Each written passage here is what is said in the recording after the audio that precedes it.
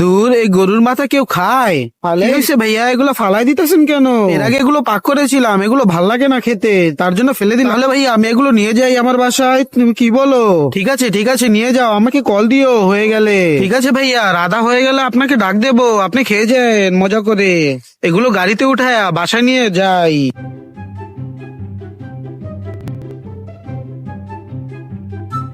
যাক, অবশেষে বাসায় এসে পড়লাম। বাসার মানুষ দেখলে অনেক খুশি হবে। বাসায় কি কেউ নেই? কি হলো আজকে, বাসাকে কাউকেই তো দেখতে পাচ্ছি না। যাক, ভালোই হয়েছে, সবার জন্য পাক করি প্রথমে, তারপরে দেখা যাবে কি হয়।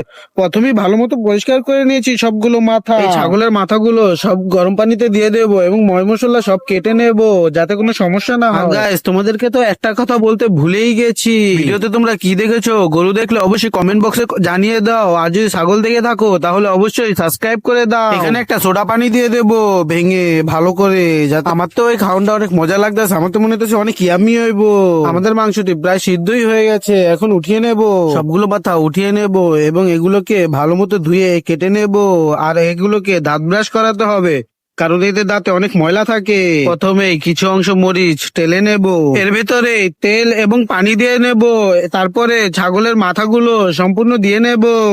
এক এক করে মাথা সব দিয়ে নেওয়ার পরে এগুলো হয়ে যাবে, এখন শুধু হয়ে যাওয়ার অপেক্ষা।